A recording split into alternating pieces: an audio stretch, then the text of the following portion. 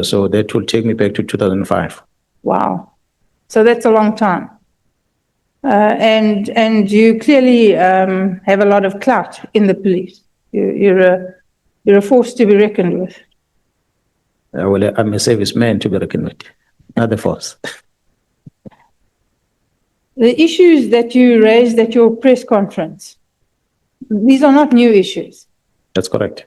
Anybody who lives in South Africa who is even moderately knowledgeable That's correct. Has some idea, perhaps not of the extent, but has some idea of these problems. That's correct. And they haven't been getting better, they've been getting worse. We're all aware of this. So while you were in the senior management of the police since 2005, and I understand a brigadier is not necessarily in the kind of position to do it, but a general certainly is. What did you do to address these issues, to try and change the trajectory of the police service, which we must admit has been a downward one? Honourable Member, in my past experience in the police, in different levels where I managed, I've dealt with a lot of bad things, and I've corrected them myself in those extent, but not to the bigger scale of the entire organization. That was within the space where I was operating, from the unit level all the way up until I was a task force. I left the task force and I became a component head. The former divisional commissioner, Lamour, who was once my boss, Gerald Motiba, who once my boss, Gerald Mawela, who was once my boss, they can attest to that I will challenge things while working as a brigadier and as a major general. No, I have no doubt that you challenge things, General. But the question is more, why on a greater level, why on a more broader spectrum? What did you do to change things in the police, to change the trajectory? Not unit bound. I understand that in your own unit you probably jack things up. But I mean, as a senior manager, your concern should be for the entire organization. So what did you do to do that? Yeah, well, beside the actions that we took last year, July, I had an opportunity to act as a national commissioner in 2011, 2012. Correct. The interventions that I started with there was to temporarily remove the management of crime intelligence because I wanted to clean house. Yes. Unfortunately, I didn't last in the office much. When I was removed, Jarpiaka came in, things went back to normal. So that was my attempt to try and clean things up. Okay. At the time, many people were being investigated, and amongst others. So what are the changes that you implemented in that short period? I think you were acting National Police Commissioner from around October 2011 to around June 2012. That's correct. So what are the changes that you brought in then when you had the chance? One of the things that was critical for me was to reduce the number of generals that we had. And one of the things I had said to General Mark Standa, who was the head of HR at the time, that if any lieutenant general leaves, we don't fill that post. Whether that person leaves at the province, we move someone from head office to the province. But we must cut down, because when I came in, maybe I was a number almost 40 of the lieutenant generals that we had in the police. So that, for me, was a problem, because a lot of infighting at the head office, especially. Just as a matter of interest, why are there so many lieutenant generals? Well, it ended up being a party thing. I get into a position of authority. I want to move my friend to that level. I create a division and appoint that person. That's really not a good reason. But well, some of the members ask here, why did the president appoint Mkhwanazi overnight and promote him to lieutenant general? I did not apply for the position. I just became a major general while was still enjoying 5 months to be a major general. Next thing, I'm promoted to a lieutenant general. You asked me, what was it a good thing? It benefited me financially, but honestly speaking, we are too many.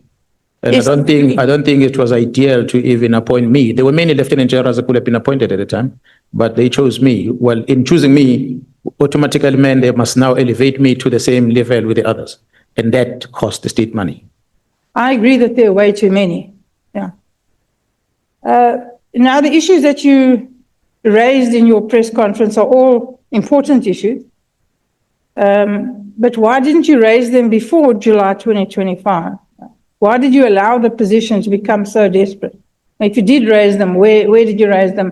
And don't go back to the history of the portfolio committee. We know this what did you do in the police to raise these issues? Yeah, well, we've had a number of meetings with the National Commission trying to address this.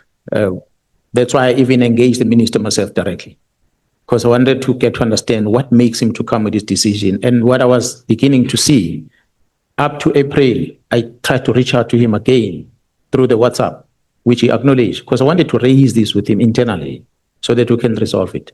But it proved that I was not successful in doing it. So is there just a general apathy, a sort of a laid-back attitude?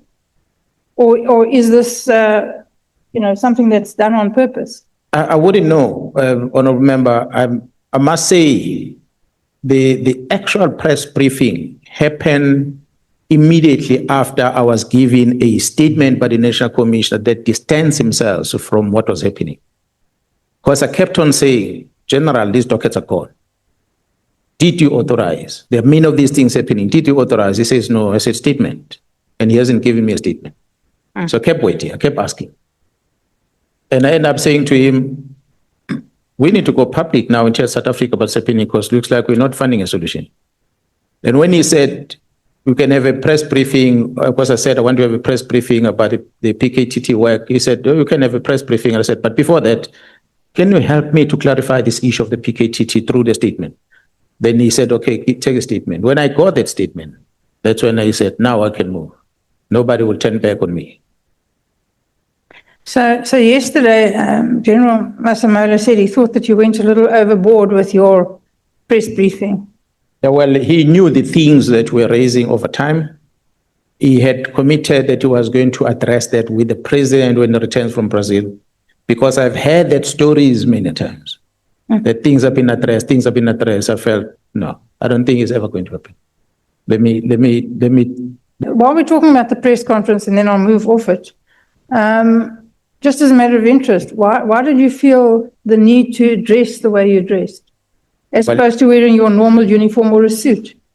As I said, Honourable Member, when I was talking to the members before, that as things were building up, as we're assessing what is happening and assessing the danger that we are facing, I then engage, and most those behind me are task force members. Yes. So I started engage them, and I said, I think there's some kind of a takeover of government that is happening. When people want to control security cluster, they are going to take over government. And we reached a stage where we must face an enemy head on. So let's communicate a message directly and indirectly so. I asked the National Commissioner for permission to dress like that, and he gave me permission to. I still had my uniform anyway, so that's why we put it on. Okay, I'm sure you're entitled to wear it. Why did you think that there was some force trying to take over South Africa? Yeah, we knew from analysis that we're seeing that once General Sibiya ascended to the position of the head of the police, with the relationship that he has with other key players within the security cluster, from intelligence to the NPA to presiding officers, some within judiciary, it is easy then for them to drive the country towards where they want. But what is a force behind them are these people that are controlling money. And the biggest pain on the people controlling money are within this drug business. That was a painful thing. And maybe members don't know, once you control the security cluster, you take over the country. Yes, that's where we were going. That's what we're seeing happening. So I assume that you don't have to do it now, but I assume that you can prove these connections between General Sibiya, the NPA, and the judiciary. Well, Honourable Member, you know the court process is about the admissibility of evidence. There are things that you can be able to admit in court, but the things that might be factually there but are not admissible in court. A typical example, if I were to come to you as a prosecutor and say, I've intercepted this communication between this one and that one, I've got this record of this one and that one, bank movements of money and so forth, the first question you're going to ask me, how did you access it? Certainly. Exactly. So for that, you might not accept it in court. because of that. But it does not necessarily mean it's not happening. No, that's true. There's a typical thing that we have. We can prove things to you on facts, but might not necessarily be admissible in court of law. But because it's things that we have to go beyond the normal way of gathering evidence, because of the enemy we see before us, we had to gather information in that fashion. People were recorded, and they were, while they're talking to each other, photos were taken, and so forth. Are you saying that you gathered evidence illegally? We got that evidence through intelligent means. Yes, that's an answer to the question. In your view, General, what are the changes and reforms that are immediately essential in the police and in the wider criminal justice system to correct the trajectory of the police and the criminal justice system? Honorable member, when I appeared here before, I raised something that majority of members seems to be warming up to it, except one member, Honorable Julius Malema, also not totally objecting, but he said we still debate. This country is big. We powers to one person to be responsible for your safety in the country. That is this big. To the extent that all the powers are centralized at the head office, that on its own increases the risk that this country is facing, what we are talking about today. I might not be in a good position to say you must devolve this from the national office to the provincial office, but it is my own conclusion that we have to, or government must look at this monster of an organization and do benchmark internationally. There are many countries that don't have the size that we have. One person overseeing almost 200,000 people. I don't think it's good. That's why there's going to be shortfalls. There's going to be a lot of shortfalls in between. Performance will be compromised, and then infiltration of the bad people will happen because there's not close supervision. Yes, we might trust all these managers that we've employed, but there's going to be problems that we have. So for me, I feel we might want to look at the risk mitigation measures against what we've seen that has happened or almost happened. Because if you have a wrong person as the head of this organization, a wrong person as the head of DPCI, a wrong person as the head of crime intelligence, then we are doomed. Yes, I agree with you on that point. Now, your contract, whether you're aware of it or not, is, according to the newspapers, about to be extended for another 5 years. How do you, if it is extended, how do you propose to use this platform to effect the changes that you want to see done? How are you going to do that? Honourable Member, I'm a provincial commissioner now. If I'm going to be one next month, I will still be one. But the provincial commissioner is given powers by the Constitution. And the Constitution says this person must account to the provincial executive.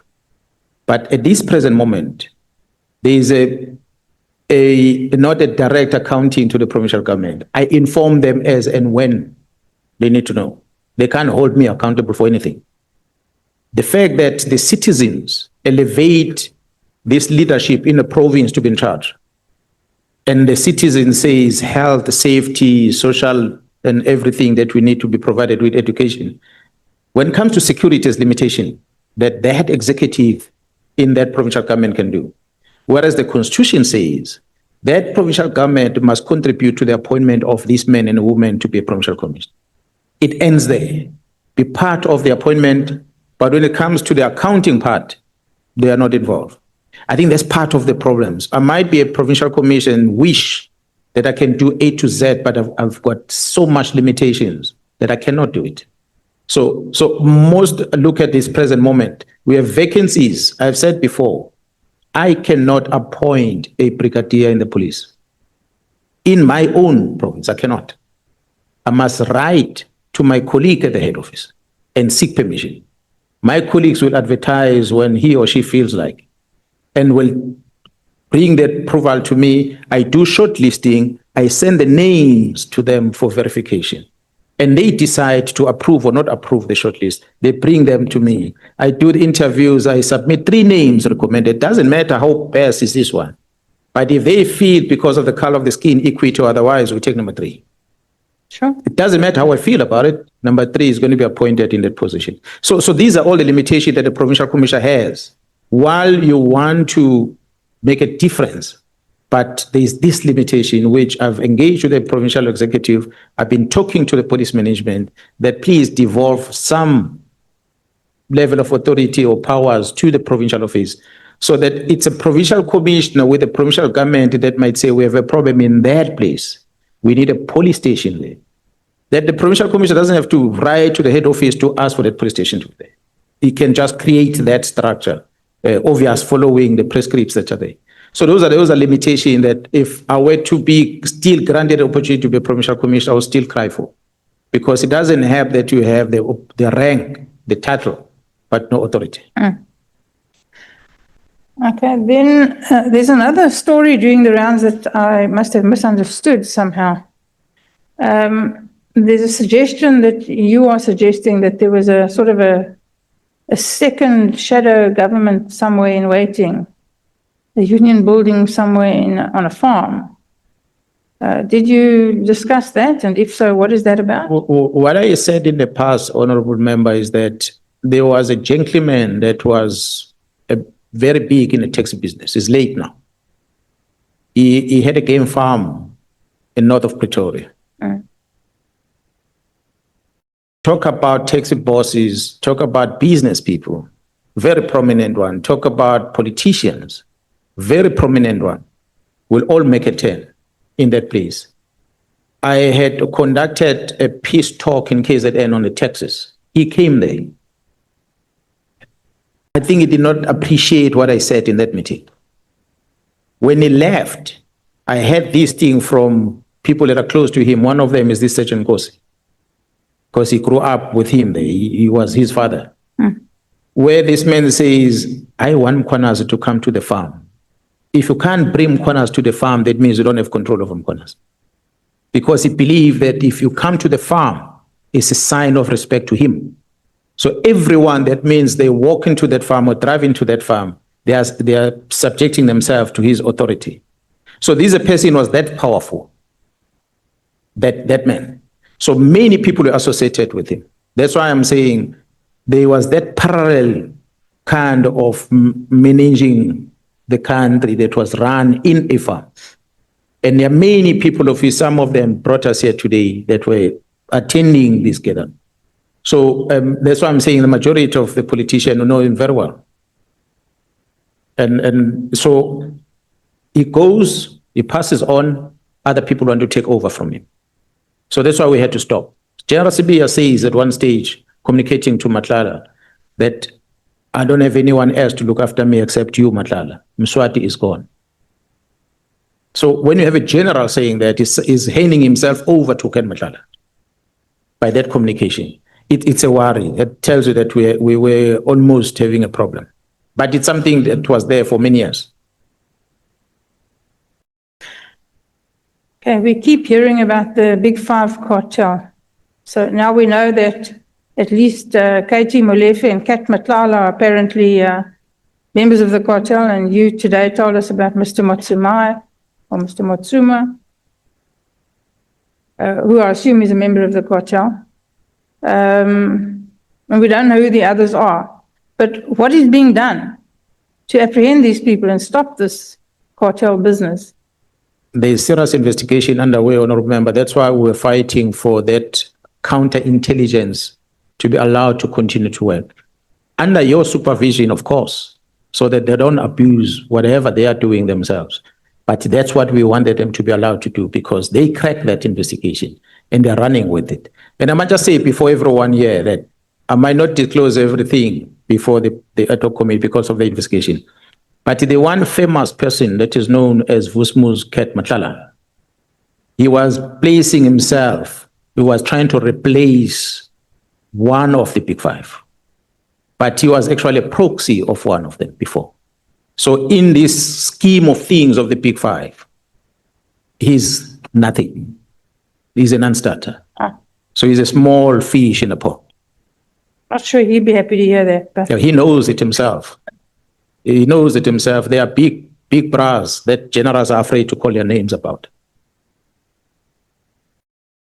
now you say you removed General Sentimela at Crime Intelligence. Was that while you were acting commissioner? That's correct. And that's why you had the power to do it? That's correct. Where did you move her to? I sent it to HRU, Human Resource Utilization. See. But after that, she became the head of many different departments. Yeah, that's correct. She came from into the crime intelligence as a brigadier. From there, she went to DPCI as a major general, and shortly after that, back to crime intelligence. I sent her to HR. Next thing, she got promoted and became a divisional commissioner of crime detection. And next thing, she's an acting national commissioner, or she's a deputy national commissioner. And why did you only remove her when crime intelligence was and is still I must be honest. driven with corruption? I must be honest, I could only deal with senior management. So I removed all of them. But I must say, not all of them were removed because they did wrong. It was a temporal arrangement to make sure that investigation is done without being compromised. And one of them, who was a good man at crime intelligence, was General Henkel. He was among those people that are temporarily placed out. But when General Pierre came and placed General Ngcobo there, General Ngcobo transferred General Henkel amongst others permanently out. And the reason used is that he's got no security clearance.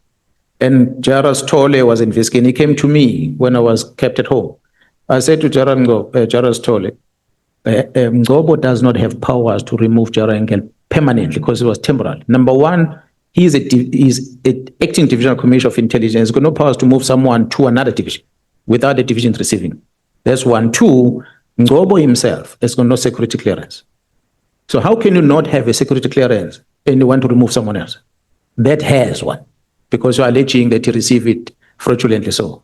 So the rot continued at the time when Pierre came. It just went on. Ngcobo came, did his things.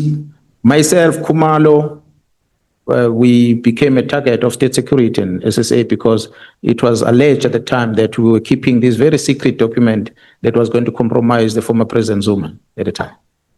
So we were enemies of intelligence community from that time. Thank you, General. Thank you, Chair.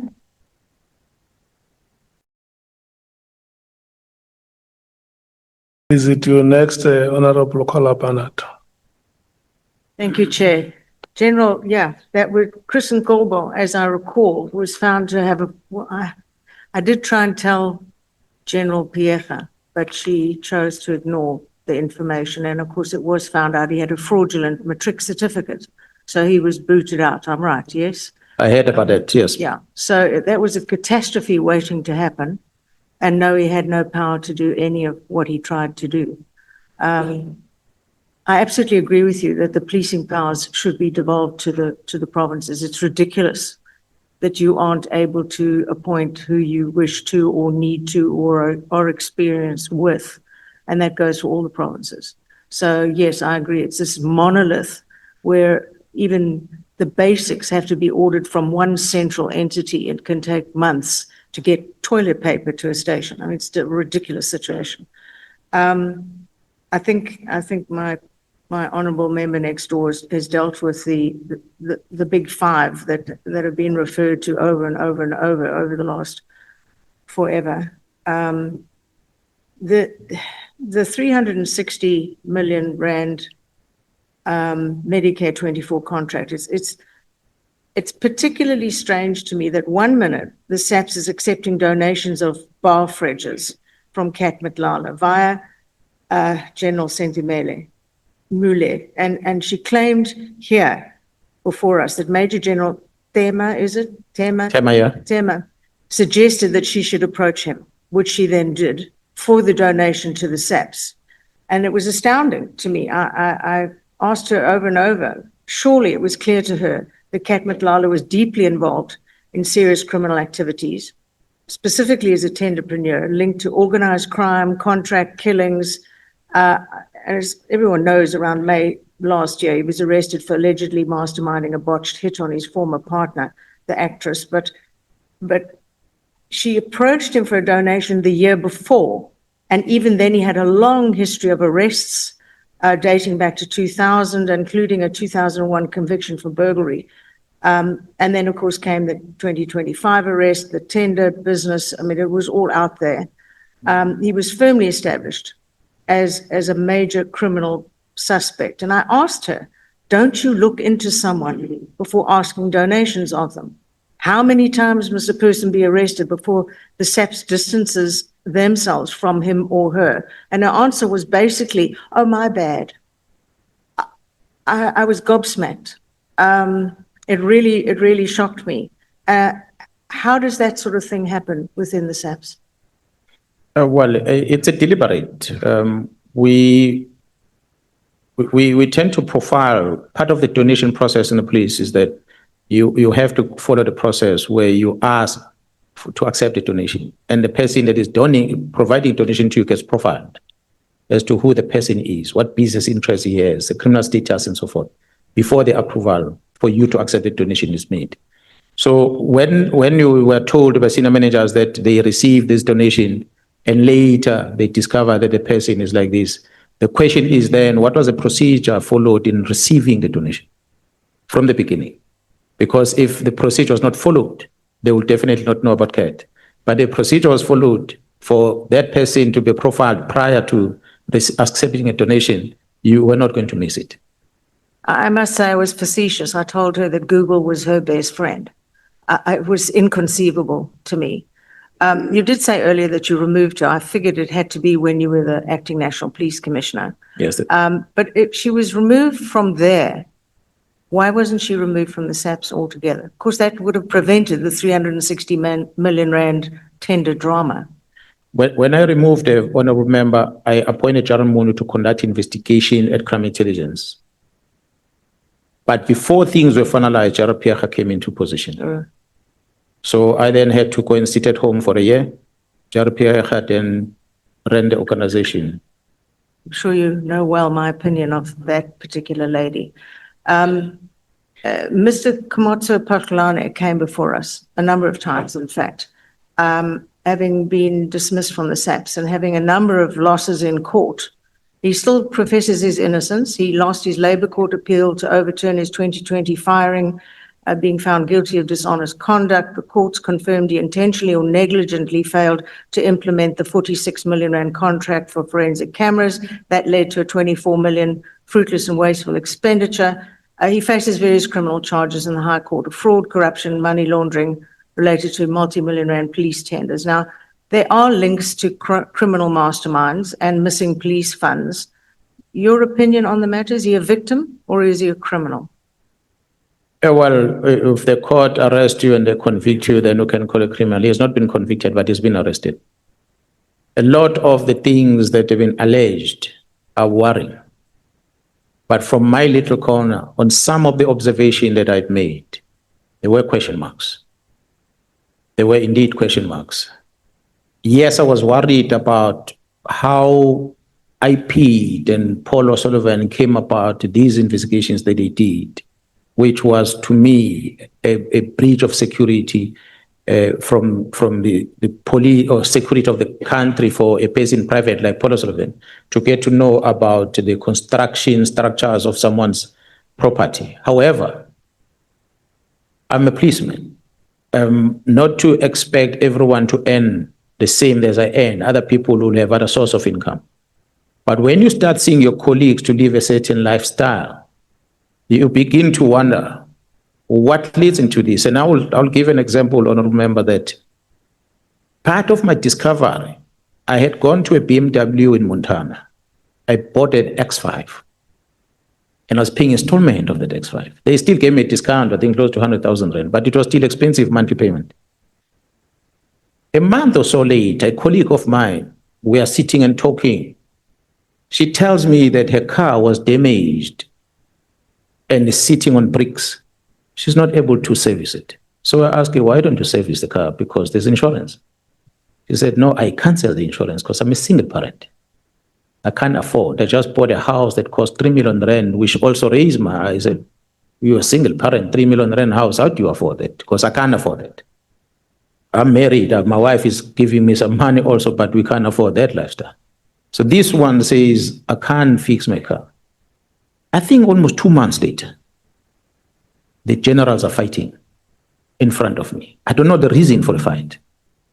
So when I went deeper to try and establish, I discovered that this one who said cannot afford to fix a car, she now drives an X5. So where does the X5 come from? The X5s come from the same garage where I bought mine, but was given for free. Allegations. And I'm asking, but why would a person get the X5 for free? What did you do? Then I discover as they were talking that it was a kickback from the purchase of the fleet of the VIP, the BMWs that you see for the VIPs. The modus operandi in the police, what I gather is that we hold the money back because we have a contract, Treasury negotiates a contract with different companies to buy cars. And we must buy from the manufacturers of cars, not from a dealer on the corner of the street. But when you go to the manufacturer of the car and you want to buy, and the manufacturer says, I don't have the cars on my floor, then that manufacturer must refer you to a dealer that has the type of a car.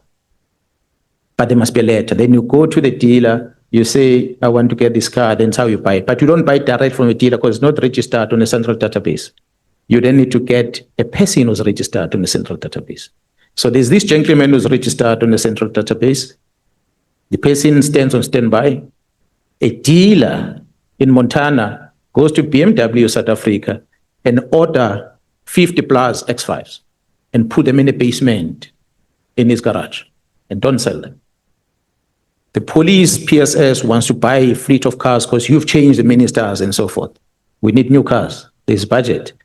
We go to BMW, we say, BMW, we want to buy cars. BMW says, X5s are not made in South Africa. We don't have them yet. We have to import them. But because you need them now, they check on the system and say, that dealer in Montana has the fleet. They give you the letter. You take the letter, you don't go to BMW, you go to this guy on standby who's a service provider who's registered on the database. We say, place an order, we need 50 X5s. This guy goes to BMW, he collects these 50 cars and he gives it to you, you pay him.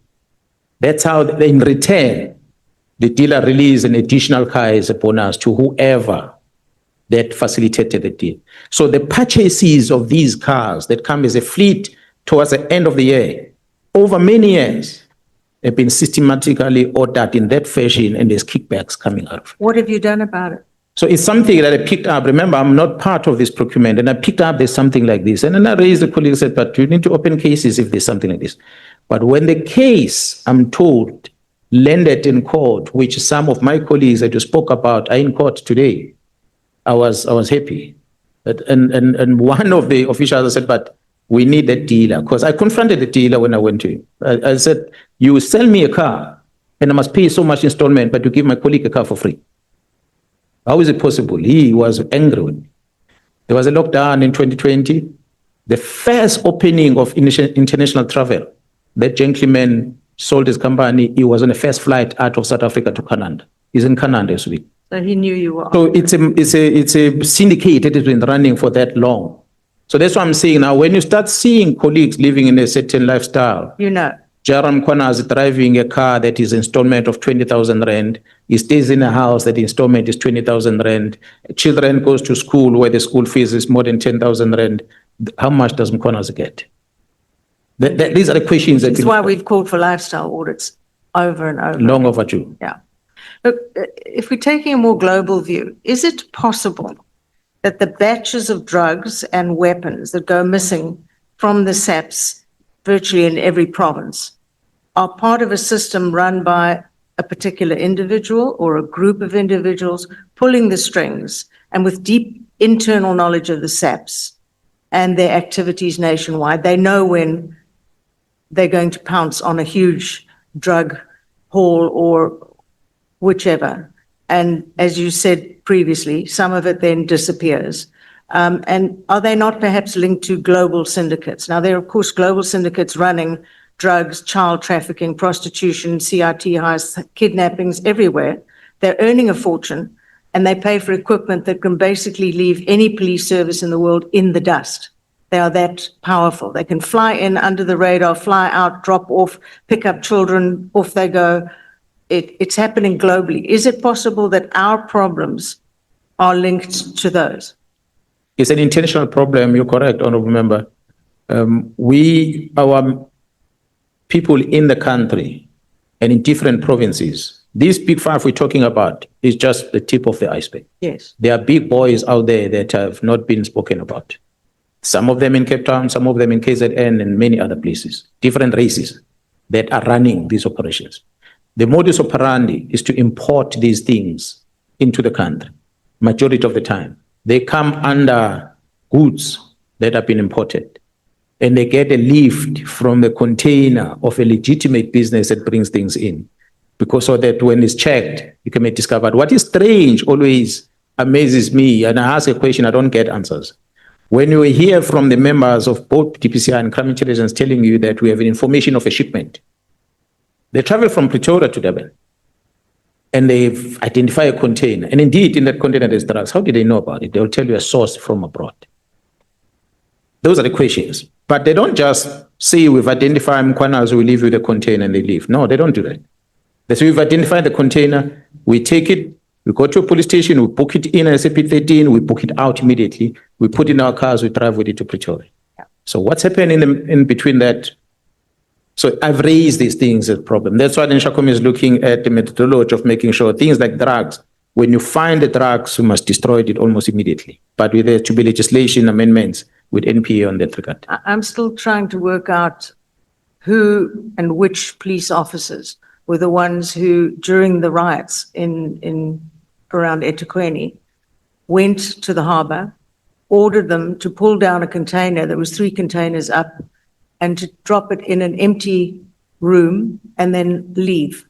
And of course, it was filled with ammunition, and it was then looted. And I know full well there was a truck offloading boxes of ammunition into the Lacey Road settlement. I told both police stations, to the left and to the right. I had people watching. Neither of them arrived. Nothing happened. So someone is running something, and they were running that, and it's hugely concerning because nobody, it seems, has ever been arrested for doing that from within the SAPS. A part of the problem, Honourable Member, I will not know exactly how it came about, but part of the problem, provincial commissioners, Honourable Bredenbach said, what will you do as a provincial commissioner? I don't control the borders as a provincial commissioner. They are controlled by the division at the head office. But what I was told is that, and which I learned later, Durban Port, as you see it, it's not like the precinct of this parliament where you have the gate entrance, then you are in a precinct. When you leave this gate, you are outside. The Port of Durban is not like that. Yes, there are control gates to come in, but the storage of the cargo that is still under customs is kept outside the premises, offsite. So that container is one of those that came in and moved from the ship to the truck took it to a warehouse that is outside the premises of the port. It was kept there. So when that looting then happens, the opening of it, someone knew that there's ammunition in there. They would not have guessed that container out of thousands of them. But there are many containers that are still under customs that have not been cleared. In other ways, they are still within the port. They've not been released. But in the true sense of things, they are not in the port. They are sitting 5-10 kilometers out of the port. Are you satisfied that you have sufficient evidence against Lieutenant General Shadrach Sibiya to have him arrested, charged? From what the case I opened in KZN, I'm confident with that. And from what I gather from the team working in Gauteng, there's quite good information that they have already. In your opinion, did the Minister of Police, Senzo Mkhunu, commit a crime? What crime would that be? Was his order to disband the BKTT illegal in terms of the law? From me as a complainant, it was illegal in terms of the law. What law? Defeating the edge of justice. It is action that led into what transpired after that affected the investigations in KZN. You have spoken out about investigations probing a specific trust account belonging to Minister Mkhwanazi in order to identify the source of the funds. What is that about? Is the investigation part of a broader inquiry into allegations of corruption and whether the minister, he is still a minister, I think, has links to criminal syndicates or tender tycoons, and how far along is the investigation? As someone, well, you say there are criminal charges. You know, as a parliamentary committee sitting here, these members do not have forensic audit capabilities. I know you would like to think that we do, but we don't. We're not SAPS members. And if there are investigations, criminal investigations, they have to be done by you, not by members of parliament. So what is the status of the matter that's being investigated about him? Although without getting much into details, I remember, and I'm talking not necessarily being directly on that investigation, but from the information I'm getting, a briefing from the colleagues, is that part of why we end up talking about the trust fund account is because it extracted from the communication from the Nhlanhlas and the other people about having moved money into a trust fund, BMWs and the likes. That's what made us to be aware that it's a trust fund. We didn't know that. It comes from communication. We didn't communicate everything that we've received from the communication. So there are typical things that also you'll know about, honorable members, which I will want you to probe. We are talking about the lifestyle audit. A chief of staff gets appointed in August, somewhere about. Before December, he drives a Viano Mercedes-Benz and he stays in a 5-point-something million rand property, and. How does he afford that lifestyle? The information I'm getting is that there was a big tender that was contested in the water affairs in KZN, Mgeni Water, which ordinarily the highest bidder was supposed to be 5 billion rand, but that highest bidder lost the tender because the one that won a tender came at 7.2 billion rand. So it's some of the things that members should not just let it loose and must be able to check it out. That how is it possible that some things like this can just happen? And finally, please put something to bed for me. There are seemingly endless complaints from members of KZN SAPS, not crime intelligence, SAPS members, saying they have to repair their own cars, buy their own tires, literally feed their own detainees because there's no budget. We all know that SAP's budget is massive, massive, massive. Is it not going down to the provinces? I mean, there's obviously, they make claims, oh, but you take all the budget and send it to the PKTT. So there's a lot of envy there. So is it true? Isn't it true? Why is the budget not hitting the ground at station level below that? Honorable member, I'm glad you're asking the question. As yourself being at a committee and also as a police portfolio committee, it's one of those questions that you can formally ask me to respond to on my official capacity, where I give you a breakdown of the entire budget of the SAPS in KZN, how the money is being spread. The person heading my finance is Brigadier Mutli, and I think she's doing a wonderful job in managing the budget on our behalf. The garage problems remain the biggest sore point for us. There's a shortage of artisans. There's a shortage of equipment in the garage, but then there's also corruption within. So you'll have a vehicle that should be serviced in the garage and come out, but that vehicle is not serviced in the garage. It gets referred to an outside person. Some of them are foreign nationals. And this outside person is contracted by a company that has been employed and given a contract to service cars for us. So the car is there. Some of these officials might be involved in servicing that car. Eventually, the car comes back in and is fixed, and it goes. A month later, it comes back. Then you ask yourself a question. When it leaves and it comes back a month later, what is the problem? Diagnosis is done, and they give you a different problem on the car.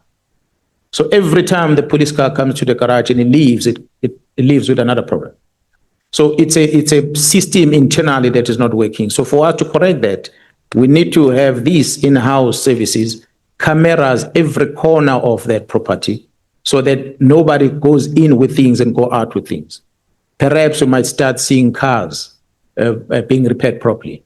The parts, vehicle parts that are being procured, being safely stored in those places. If we run our garages, proposal I made to management at one stage was that If we're employing Mr. Arendse to be service provider, we must say, Mr. Arendse, we're giving you a contract of servicing cars.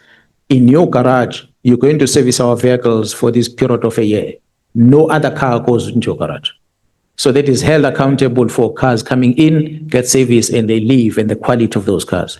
He then be accountable for that. At this present moment, what we do in our contract, we give him a contract, but it goes and outsourced to other people. Outsources. And when it's outsourced, those people will strip, send a quotation. Quotation comes in this amount, sometimes inflated. And when it's inflated, the budget is not there to pay for that part, which becomes part of the problem. So there's a whole garage management that needs to be addressed in the South African Police Service. Again, honorable members, that these things are centralized at national office. Be it a I saw- contract, be it yeah. everything is centralized. I saw it happening. It started, I think, under Ria Piecha. There was a person who'd supplied SAP's tires nationally. The system was working. The tender had to then be reapplied. He put in his tender. It was low. We knew he had the ability, but in fact was ignored and went down to the third chosen tender of two gentlemen who had no factory, no background, no ability, and she ensured it went to them, as I recall. And of course, anyone trying to challenge something for not receiving the correct tender result, they have billions of rands against their own kitty, and they just end up backing off and leaving. And that was, I think, one of the starts of the dramas that has ended up with these vehicles who sit around month after month, even years, not serviced, gathering dust. Yeah, it's that problem, or remember, and plus a problem of a police officer as a driver. The way we drive a state vehicle, we don't drive it the way we drive our own cars. No. We don't even respect a speed hump on the road on a police car, but we respect a speed hump with our own cars. So what do we expect when the car is driven like that? It's going to break. A lot of things are going to be damaged because of how we're handling it. We want to punish a police officer. We still, to date, the risk of the organization don't have any employment condition that compels a police officer to drive a car. Or to have a state license. Yeah, License. A lot of them just don't bother. they might have license, but they say, I don't touch a state car. Yes. So pretty soon, we'll have cars parked and nobody drives them Some because stations do. on an employment condition is not a compulsory thing to have. So those are some of the things that one talks about, which is a risk to the organization. But yeah, we hope If the management. powers were devolved to the regions, to the provinces, you would be able to deal with situations like that. Exactly. Thank you, Chair. Hello, sir. Thank you. I'm done. Yeah, I was, Shocked. no, you are exactly on the dot. It's now 5:30, Thank you. it started at 5 minutes past. So your 25 minutes have ended. Honorable Matthys. Don't have any questions, Chair. I'm joking. Imagine us not having questions. Good afternoon again, Lieutenant General. Good evening. We wrote to the President to respond to some questions that have arisen through our proceedings, and he's responded. And in particular, he responded to our question regarding the disbandment of the PKTT. I'm not sure if you've been privy to it, because you seem to be privy to a lot of things. No, I have not seen that response yet. But anyway, the President indicated in his response that he was not aware of the Minister's directive to disband PKTT. He did not agree with the view that the IMC had ceased to exist in the sixth administration. And President Ramaphosa further stated that the Minister was unaware of, or was aware rather, of this position, and he did not support the conclusion, the conclusion that the PKTT was operating unlawfully. And pretty much you were saying he did not endorse the decision to disband it. And he indicated also that as late as February 2025, the PKTT was still continuing to do its work and had not been formally disbanded. And that was according to his knowledge. So this evidence differs very greatly to what Minister Mkhwanazi told us, because he said that the president had supported his decision. So I want to give you an opportunity to respond to that, but not too long, please. Okay, Lieutenant General. honorable chair and members, I can still repeat. Mhm. The minister Mkhwanazi was influenced to write that letter by bad people. He must admit. If he doesn't admit before South Africans, he must admit at least to his boss. He was influenced. That which he presented here was trying to justify the actions, but he was influenced. So we pushed him, because that brings me to the next question. We pushed him on that, and I'm sure you watched his testimony, and he was very clear that it was his own decision, and that he has taken responsibility for it. So do you have any other supporting evidence that he told the committee that it was his decision? So you saying your view is that he was pushed. Besides you having a view, do you have any concrete or evidence that can, or where we can go to get that information that he was pushed? Well, when you assess the relationship that he has built with these people and the meetings that he's held, Jeremy Sikit at one stage, she writes about how the minister was talking about the border issues and transferring of functions to the PMA. This is Mosikiti saying that. I was not in those meetings.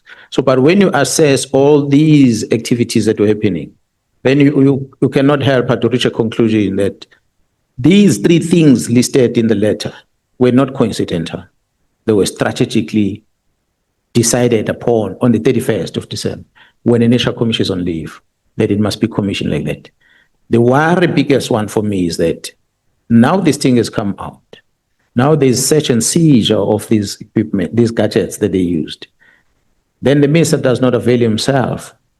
The team was sitting at his property at Matlambandov. The team told me that we know he's inside here. Can we jump and go in or break this case? I said, leave him. There's no need for you to break in and go and do anything, because you're going to cause a problem. Eventually later, he brought these gadgets. But guess what? They are wiped off. And the team had to then go deeper to wiping, to retrieve this that has been deleted. They uncovered these things that were deleted. So you then ask yourself a question, but why would a minister wipe off information from a state property? What is there to hide? So it is those things, and one of the things I said there, that it was Vusi Pikoli that he communicated with. And we are not seeing to date any communication between him and Vusi Pikoli on the day. What we have is between him and his chief of staff, on record from the downloads that were retrieved. So again, it's the work study documents, the cost factor has been disputed, but the CFO and the investigating work study officers were not invited here, but the National Commission says it was written to him, this work study, not to the minister. The Act does not empower the minister to interfere with the structures of the police and so forth. So there's so many things been presented here before this ad hoc committee that proves that minister's reasoning that he put in, it was after he's taken a decision, trying to justify. One of them was the president. President has distanced himself. So we can't help but conclude. For me, where I'm sitting, he might have been part of the squad that was doing bad, but I still strongly believe, I give him the benefit of doubt, that the minister was influenced. Being new in the department, doesn't understand much, like many leaders, they get captured by these members and they make them to do things that they shouldn't do. So we wouldn't at this stage have access to the messages that were downloaded on his gadgets? Well, most of them are with the team that's investigating in KZN. Okay. That is dealing with the case, and I know in Gauteng as well. But So- KZN is the one that is, I'm sure, through the And engagement. who's in charge there at KZN? Would we be able to access that? There's a Point of our Brigadier deliberations. Gnan is a lead investigator, but he works with the prosecutors from the NPA in KZN. So, as I said, I'm a complainant, so I don't get deeper into understand exactly. They just brief me. I talk about things when they update me about the status. But otherwise, I don't necessarily know what they do and where are they with the. I would have wanted them to be in court in December already, but they have not been in court. So I think just as far as our legal team and evidence leaders, perhaps we should look into if we can access that, Chair. Thank you. We want to move on to the movement of dockets because I'm just a tad confused here. So when you were here the last time, you said you only found out about the dockets when they were already moved, right? And then, let me just open this thing that's just closed. When they were already moved. So we've had the National Commissioner, we've had Kamalo, Lieutenant General Kamalo, even Sabia and Sentimule say that they did not communicate with you regarding the movement of the dockets. And I might have misunderstood what you had said earlier, Lieutenant General. Did you know about the move that the dockets were gone, or you only knew they were gone after they had already left? I became aware when Jarrison Tumule called me and tell me that dockets are in Pretoria and you need to come to KZN. Okay, so it was how I understood it. We still don't have an explanation, and none of them could give us an explanation, and including you. Why would your team not tell you that they were moving the dockets, including Kamalo? General Kumalo, I said before, and I'm saying again, I was upset with him because the team was reporting to him on the chain of command. So the team was not talking to me directly on day-to-day. Yeah. They'll talk via him to come to me, updates and everything. When I want to engage with the team, I go via him. So when he felt this pressure in the head office, I think he felt that they might as well just comply with this thing now, Sentumul and them are involved. And he forgot, he omitted to talk to me about it. So when I became aware, I told him to give me a statement to explain that. And he knows that I was very upset with him, what he did. So even none of the members in your team knew that the files, or rather the dockets, were going, even to just even send you a message to say, hey, Chief, they're coming to take these dockets? Well, we have not built that relationship of the members that are going to bypass the command structure and talk to someone else. So they discipline like that. Yeah, well, that's why they've been successful in what they're doing, because they follow the protocols that we've established. So, and we try to support them as much as we can. But they are free to talk about grievances that they have, but on work-related matters, even if they need resources. That's why at one stage I took vehicles that were reserved for the king. Because they did not have cars, I took those cars that were parked and gave it to them to work with. Just to touch on just quickly, because this is based on your first testimony and what we've heard later on from other testimonies. So you know that both Honorable Collard Barnard and Honorable Adams have been witnesses here. When you gave testimony here before, you were very firm that if you continued being pushed, that you can come with more receipts. Do you still hold that view about our members of parliament being involved? Yes, I can, Honourable Member. That's why I said before, that when I spoke today, that our political leaders become victims themselves because of intelligence. So as much as the members might think good, I spoke about Mr. Adams was here. He might think he's doing what is good for what he's doing, not knowing that he's actually been used to do wrong.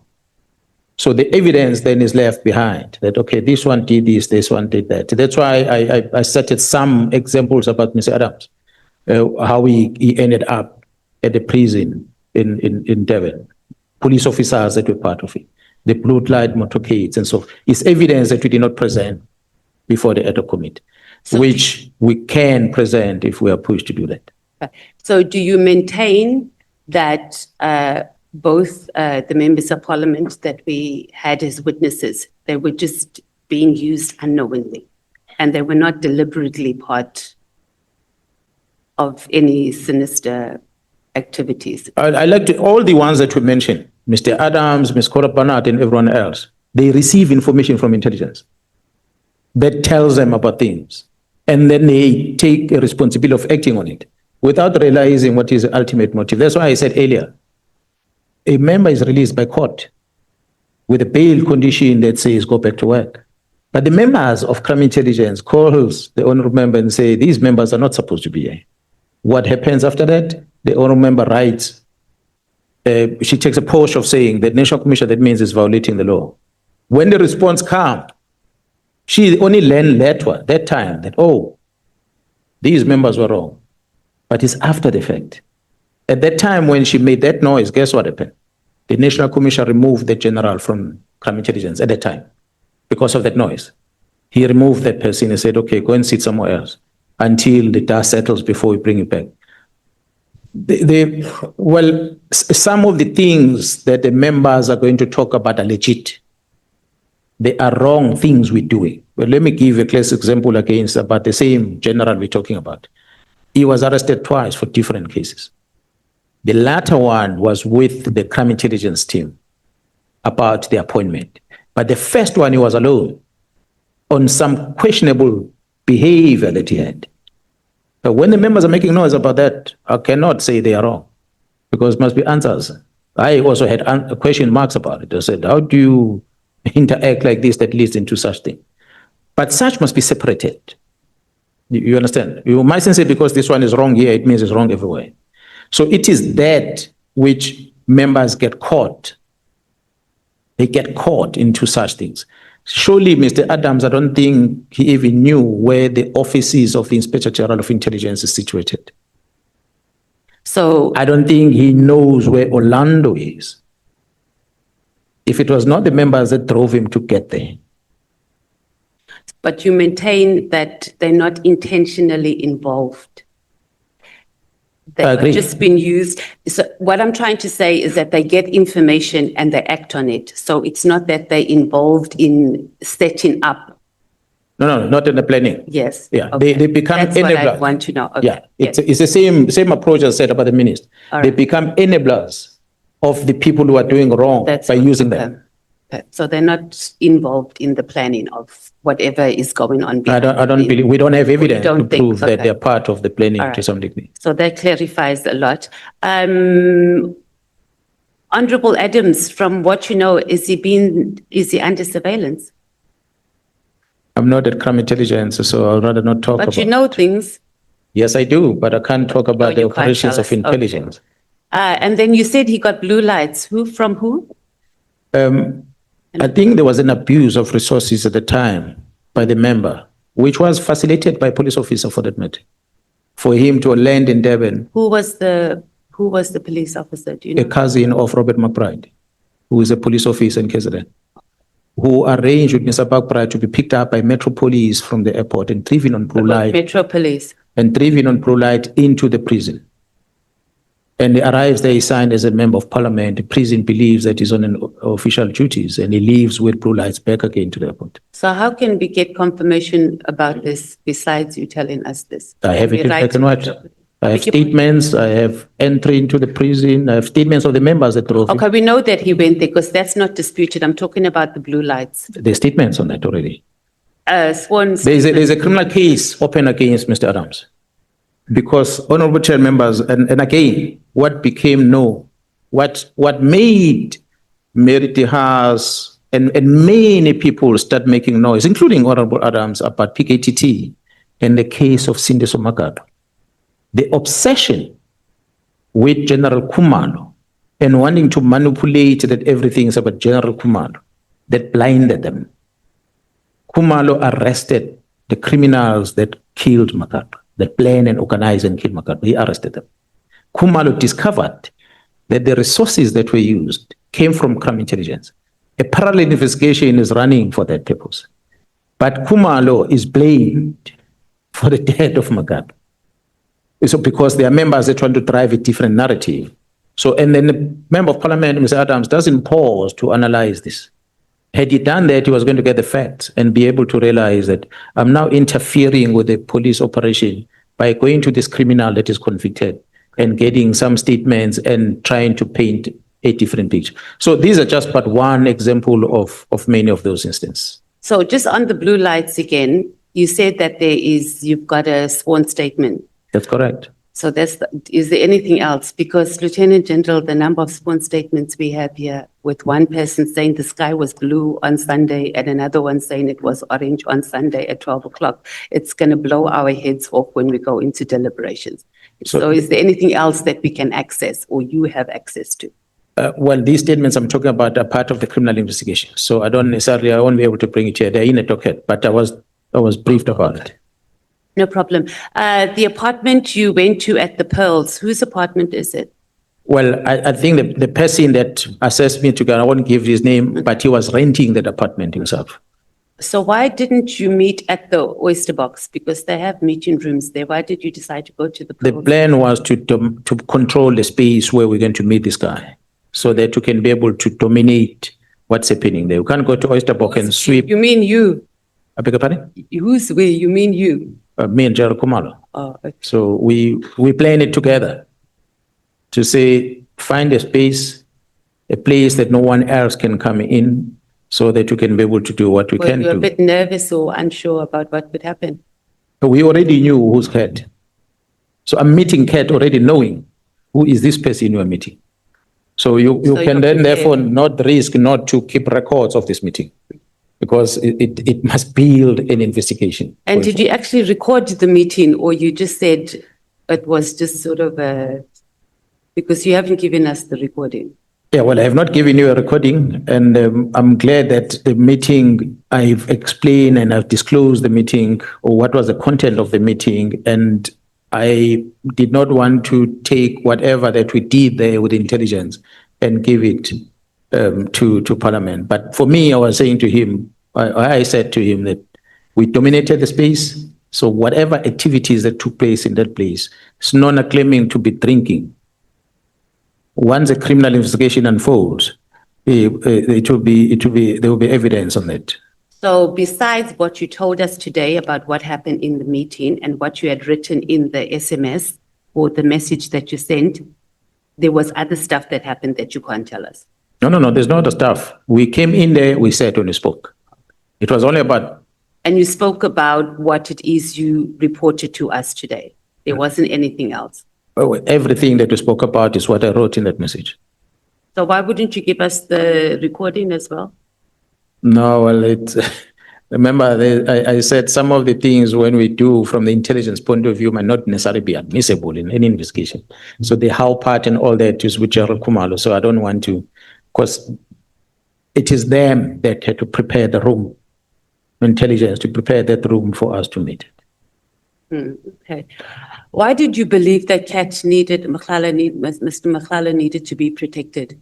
That because you didn't tell us initially about the meeting, why did you think he needed to be protected? Oh, no, he is the one who said to me, the names that he's giving me are people that are dangerous, and he wouldn't want those names to be known. And he wouldn't want them to know that he's the one that told me about them, because he gave me their properties where they're located. Now I know Steve Motsume stays in Waterfall Estate. Now I know Steve Motsume owned the property there in down Sentin side. I know Sbia's properties. So the fact that he was disclosing such personal information about the people that, according to him, are heavily involved in the wrong, that they might harm him. That's why I wouldn't have. The only person that I could tell out of that was a team that is investigation. That's why I sent Kumalo, this is information, take it further, which they did. So the only time I'm mentioning this, in actual fact, I remember, I did not even say it in this committee, nor at Nhlanhla. The names of the people and the things that we spoke about, I wrote that to Sinon, and I copied that to the Senior Yeah, Council. you It said ended that. there. But Sinona took it to the Nhlanhla Commission and Yeah. was forced to go and pronounce on that. Why were you confident that he was not managing you? So what if him and Lieutenant General Sabia had plotted? So go and approach Lieutenant General Mkhwanazi, and then you must give him information, because what we need from him, the most important, or their objective, was that they needed you to intervene on a payment of a tender. So why were you confident that it wasn't them just managing you?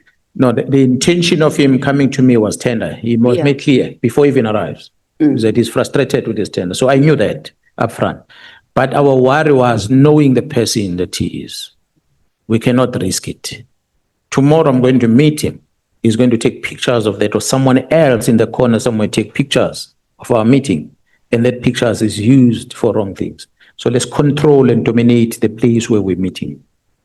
But you're not answering the question, Lieutenant General. Why were you confident that he was not managing you when he was giving you that information, and that him and Lieutenant Sibiya were not in cahoots on how they should engage you? But what I'm saying, honorable member, is that right at the onset, the intention of coming to me was because of his frustration with his contract. That one I knew Yeah, right at the onset. Right, yeah. But to make me help him to meet up with Jordan To Hall, give you. he's going to give me information. It's the information that I did not trust. Okay. It's an information that he was going to give that we were not 100% sure whether he's going to be telling us the honest truth, or he wanted to capture us or me into his web. That's why we said we identify the venue, we dominate the venue, he must come to our place that we are controlling. Did you threaten Major General Sanoa that you were going to inform Steve, what is it? Steve Motsumi, Motumi, yeah. I wrote that in a WhatsApp message. It was only in the message. There was nothing I else never spoke outside to of him that. after that. I was actually making him aware that his friend that he brought to me, he's the one who spoke about the meeting. Now that he had introduced the meeting, the content of the meeting is going to become known. Yeah. And when it's becoming known, he must not blame me for making it known, Yeah. because he's the one who introduced the meeting. I did not introduce the meeting. And what did you know, Steve, or what did you know about Steve at the time when you sent the message to Major General Sanoa? Well, at the time, I did not know who Steve Motsumi. When he mentioned the name, I just took note of it. I knew Sibiya. I didn't know about Steve Motsumi. So when I left that meeting, when I contacted Khumalo, and I discovered that, yes, indeed, he's in the radar. And what I've heard ever since about Steve Motsumi coming out all over, and the silence of the media out there about him, made me believe that perhaps we're on the right path. I want to go quickly also to just address something that Honorable Adams, your bestie, raised. He's gone now. He's gone. He's here, don't worry, I'm sure he's here somewhere.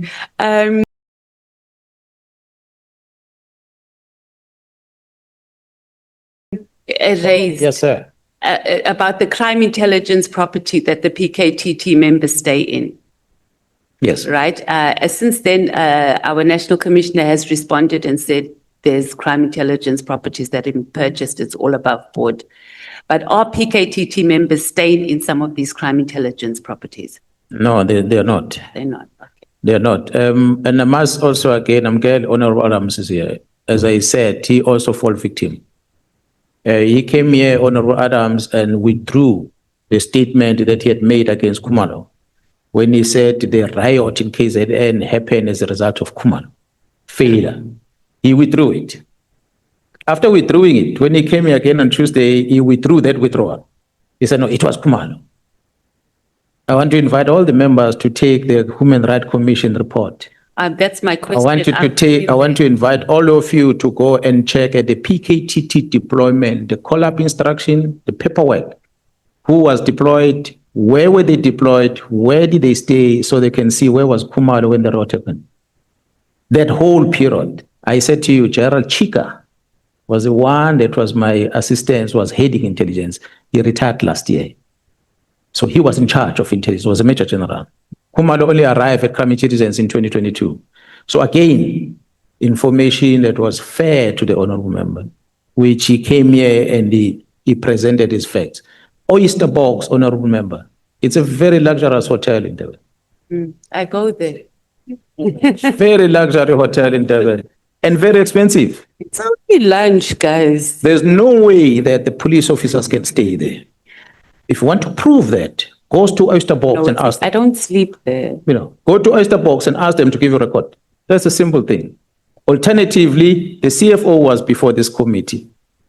Ask the CFO in black and white to give you entire cost of the PKTT from the first day to the last day. Cost for laundry, cost for accommodation, cost for the SNTs, cost for overtime. Okay. It's in black and white. It's accounted for. Yeah, we do have. So to simple throw a Beverly Hill, not Beverly Hill, to throw Oyster Box as if No, it's not wrong. But what I must qualify then on this one, Honorable Chair and members, is that the CFO is going to cap the money and say you can only sleep at 800 rand property. When the members are working, they are going to go negotiate sometimes with the service provider and say, you are costing 1,000 rand a night. We're going to pay 800, that's our limit. But we're going to stay here for a month. And with that deal, the owner of the property will say, no, I take that because it's a long stay, guaranteed income. It's fine, we can stay on this discount. So there are properties that members might be staying in. Maybe when you do a research on Google, you might find that the price is beyond 800. But go and check at the expenditure that the state paid for the property is as per the approval of the funds. So there's no difference. If Oyster Box had, which I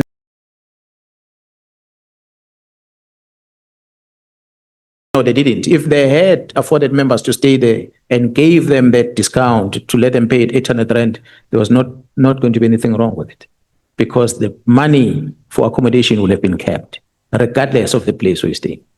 So it is that which we must always be careful about because members will feed us wrong information. Just to come, you mentioned the Human Rights Commission report. So when you were here, you indicated that Becky Cele, the then minister, asked you not to contest the report because they had some adverse findings about you, the Human Rights Commission report. Me? You regret not doing it, yeah? No. July unrest. No, the minister never asked me that. And we never discussed anything about contesting it. Not me, maybe the National Commission, not me. He has never spoken to me. They interviewed us in the previous report. I was there, the human rights. Okay, then maybe I must go back to your testimony the last time. From what I remembered, you spoke quite at length on the report, that there was a meeting, the national team that was set up in KZN, that you had suggested that there must be a shutdown of social media. They didn't do it. So you were quite unhappy about the Human Rights Commission report and some of the findings they made into you. And then you explained that your wife had just given birth and, you know, you had to deal with some of those issues. Okay, we'll park that for now because we'll just need to look into it and maybe the evidence leaders can just do that. But I was under the impression that former Minister Cele had asked you to just let the report go because you were not happy. Honorable members, can I beg with the chairperson to please allow you this minute that I'm going to take from you because I feel this one must talk about when Honorable Adams is here. The issue of that unrest that involves my child.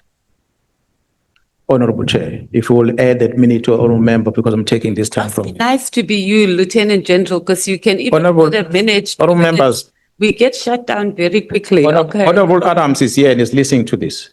What pains me is to see a leader of society and coming here and talk bad about what happened in July. And I was there on the ground. I faced the fire. That X5 I talked about earlier that I bought in Pretoria. I drove that car alone in the car because I was isolating because General Mkhwanazi had died and people that were General Mkhwanazi were with us in the operation. So I had to isolate. In that isolation, I had to go and see the operations. I got into my own car. I drove through Phoenix with my handgun, hoping that someone would attack me and I was going to fight with that handgun. If I die, I die. Because I wanted to see these attacks and these murders that were happening in Phoenix with my own eyes, with no escort. I drove that night. That's a sacrifice that I made. The riot starts and the riot ends, Mr. Adams. The ministers, they come down to KZN after the riots. After the riots, they visit KZN. Why do they visit? It's because their boss, which is the President of the Republic, is coming to visit the following day to assess the damage. So when ministers arrive late at the airport and they drive and they see what is happening around and we brief them, the following day the president lands. I'm the one who's doing the briefing. The following day the president lands. That time we're busy with the mop-up operation. We are cleaning now. The dust is settled. We are cleaning. The president arrives. I'm the one that takes the president around all these sites in KZN. In Durban. Me, this one. The president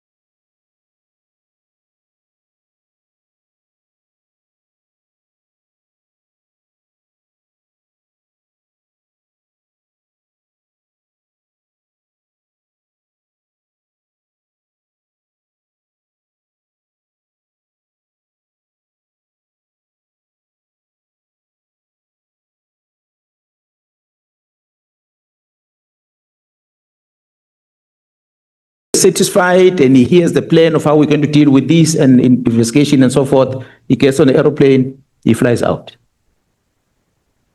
2 days later, we are busy with cleanup investigation. There's no riot at all. I then get into the car. I drive with that X5 to Pretoria. And arrive in Pretoria. The following day, my wife gives birth, cesarean section. And she stays in a hospital, Mr. Adams, and she gets out the following day with the stitches in the stomach. I put her in that X5, Mr. Adams. I drive with her and that toddler, 1 year old, for 1,000 kilometers, Mr. Adams. And I leave her with a family.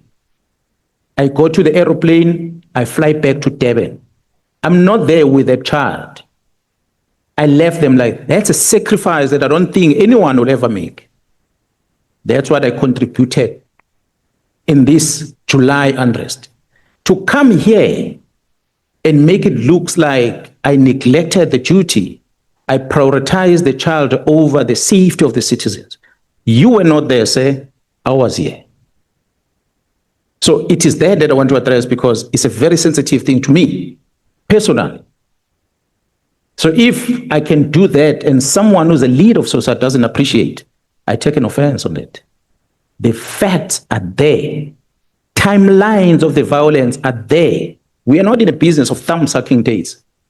We must say the riots happened on this day, it ended on this day. This day what happened, and that day what happened, and that day what happened. So when I go, it's because there's no more violence. So for him to say, I neglect the job, it's the same with the former Speaker of this Parliament, who herself said that. She was sitting, Mr. Adams, she's the one who was sitting at Oyster Box, claiming to be running operation, with operation, a mop-up operation, sitting at Oyster Box. That's the Minister of Defense who was sitting there. So when I present these things, it sounded as if I'm arrogant before the Human Rights Commission, but I was giving the facts. I was telling the minister that the soldiers don't have equipment to do the work. You're calling them to come to Cape Town. I don't know what they're using to work in Cape Town because they don't have tents to sleep on. Thank you, Chair. Thank you, Lieutenant General. I think you and Honorable Adams must have a moment. Now at the room, one of us will come out. No. Give us a room. One of us will come. Lieutenant General, you can't say that. That's like a threat. Say again? Point of order. Can't do that. General Mkhwanazi is threatening a member of parliament. Please. Yes. No, I wanted to tell the honorable member that her time has ended. But the general did not tell who is going to come out. He said, one of us is going to come out. He did not tell which one. Honorable Chair, I begged for a minute for the old member because I took that time to air my unhappiness about Mr. Adams. Can you please? Yeah, No, she knows I'm forever benevolent. When we started, we agreed that today members will, upon the expiry of their time, they will not speak for more than 15 minutes. Okay, now I don't, So she can still engage with you until 20 past. I don't think it's going to go that far.